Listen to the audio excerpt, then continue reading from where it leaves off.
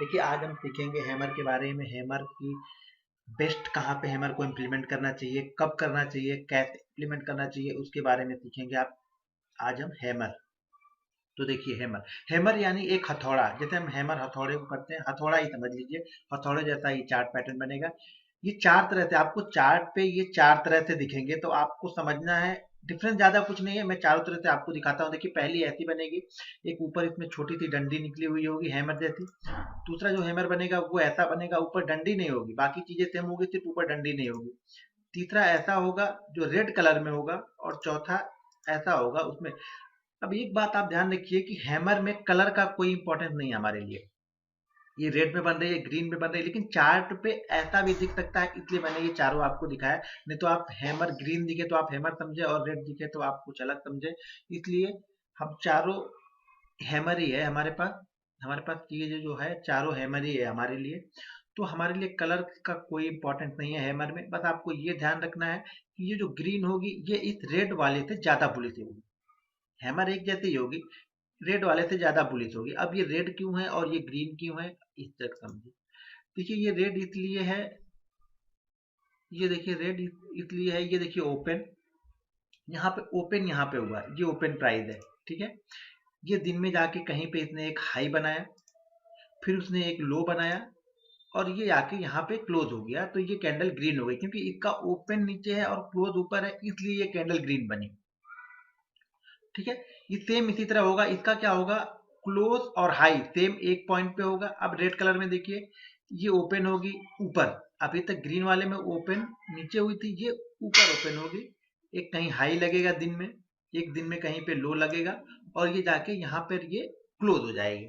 तो ये कैंडल हो गई रेड। अब देखिए इसको इम्प्लीमेंट कैसे करना है और कहाँ पे सबसे ज्यादा इंपॉर्टेंट है।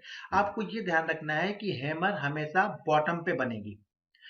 हैमर हमेशा बॉटम, यानी एक डाउन ट्रेंड आ रहा हो, डाउन ट्रेंड चला आ रहा हो, और एक बॉटम पे अचानक आपको हैमर दिख गया, तो हैमर यानी डाउन ट्रेंड, एक डाउन ट्रेंड चाहिए, अच्छा खासा डाउन ट्रेंड, 10-15 सेशन का एक डाउन ट्रेंड चाहिए ही चाहिए हमें।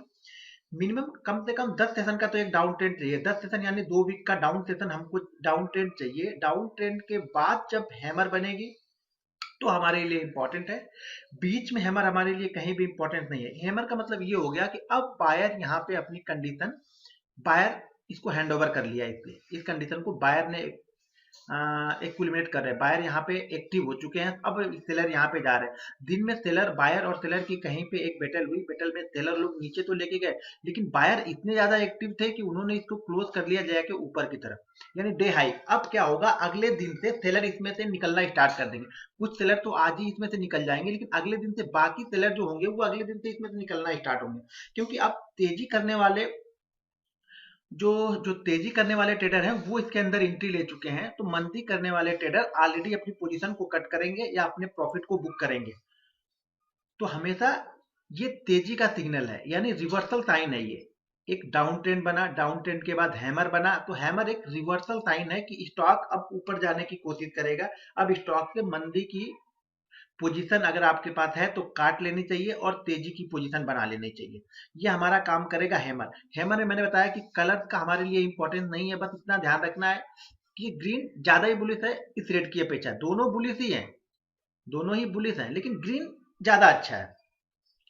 तो ये देखिए हमारे लिए अब कंडीशन समझ में आ गई। कंडीशन, पहली कंडीशन कि स्टॉक डाउन ट्रेंड में हो, डाउन ट्रेंड के बाद एक हैमर बने। हैमर पे आपको ये डिसीजन लेना है कि अब यहाँ पे मंदी की पोजीशन काट के हमें तेजी तेजी की पोजीशन बनानी हुई।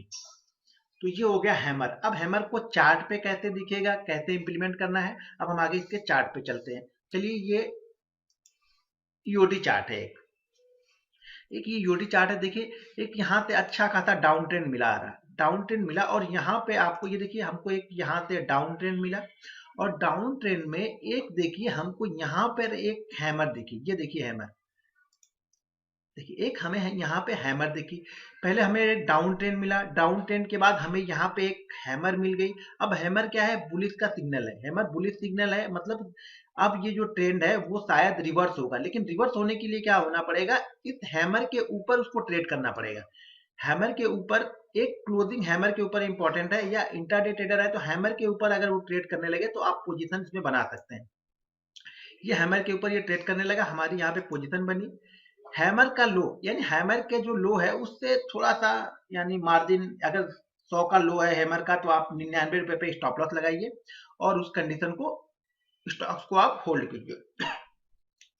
तो देखिए हमने एक यहाँ पे हैमर का हमारे पास एक लो, उस लो को हमने स्टॉप लॉस लगाया और हैमर के हाई के ऊपर हम बाइंग करेंगे। अब पहले कुछ कैंडल में मैंने 3 कैंडल बताया, यहाँ पे 3 कैंडल नहीं, यहाँ पे हैमर के हाई के ऊपर ट्रेड करेगा तो हम बाइंग कर लेंगे। स्टॉप लॉस हमारा हैमर का ही लो रहेगा, हैमर का लो या इसके पिछली कैंडल का जो भी लो लगा रहेगा वो हमारा स्टॉप लॉस हो जाएगा। अब देखिए स्टॉक यहाँ से कहाँ तक गया है, ये देखिए एक अपट्रेंड में चला जा रहा है। जैसे मैंने आपको पहले ही बताया, अगर आपको बड़ा प्रॉफिट लेना है तो कुछ क्वांटिटी आप कहीं पे सेल करके फिर एक स्टॉप लॉस लगाते जाए, अगले लो को स्टॉप लॉस बनाते हुए आप चले जाइए, आपको अच्छा खासा प्रॉफिट मिल जाएगा। प्रॉफिट एक साथ कभी बुक नहीं करना है, ये आपको ध्यान रखना है। लॉसेस आपको एक साथ लेने हैं, प्रॉफिट थोड़े थोड़े करके बुक करते हुए चलिए, क्योंकि स्टॉक कितना ऊपर जाएगा ये आपको भी नहीं पता और मुझे भी नहीं पता। हाँ, उसका एक पैटर्न निकालने का तरीका होता है जो कि आगे आप देखते रहेंगे वीडियो, तो मैं आगे आपको बताऊंगा कि इसके टारगेट को कैसे आइडेंटिफाई करते हैं, लेकिन वो अगले लेवल की है। ये अभी हम कैंडल पे चल रहे हैं। तो देखिए ये है हैमर हमारे लिए यहाँ